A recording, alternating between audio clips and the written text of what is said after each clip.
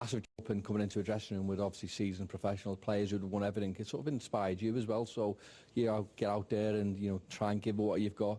I think that's probably what happens with the young kids coming into the dressing room now. So they're playing and training every single day with these absolute superstars. And it sort of inspires them young kids as well. So we were the same.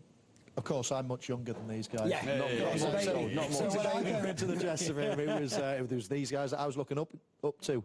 And you used to watch how they prepared for games. I mean, it was very different, I guess, to nowadays. I mean, everybody goes out together, do the same warm-up, the same this, but back in the day when we were playing, I remember John Barnes would be having a hot bath before the game, and somebody else would, I don't fancy going out for a warm-up today. And it was just a mishmash of all, however each and every one prepared. So very different. As I say, now it's much more team. Everybody's got to do exactly the same. But no, I would learn a few things off these guys. But everyone has their own routines, I guess. Even these superstars before a game today of this magnitude. Yes, as I mentioned earlier on, there'll be people who are nice and quiet. There'll be people who want to be noisy and loud.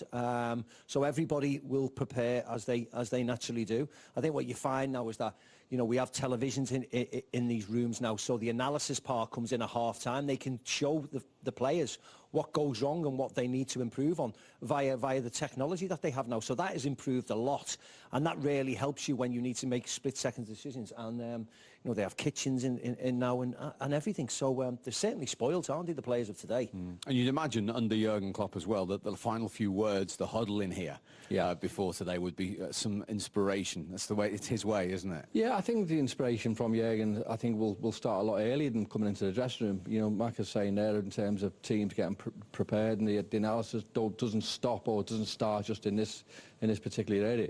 It's gone on for probably weeks.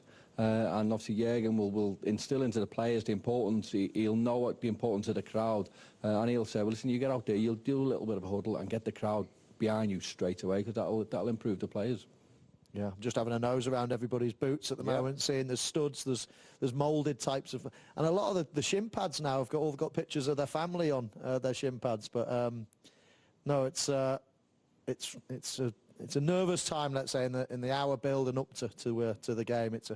It's a nervous time, and then of course as soon as you get really close, it starts becoming loud. Everybody starts really having a lot of passion about it, and I'm just trying to work out the team as well, looking at all the shirts around here. So there's lots going through my mind at the moment, Steve. We're all trying to do that. We're all privileged to be inside the inner sanctum of the Liverpool dressing room. Liverpool, Manchester City, of course, to come later on. We'll talk to you then, but here is the second half of Aston Villa Spurs. Back to Don and to Joe. Thanks, Steve. Yes, our focus is on Villa Park. No goals yet between Aston Villa and Tottenham Hotspur.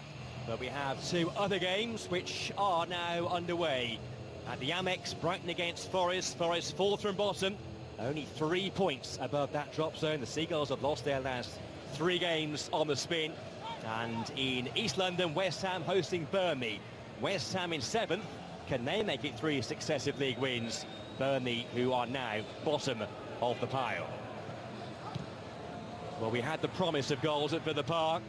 Aston Villa's highest top flight campaign in terms of goals for some 90 years. It's been a year since Tottenham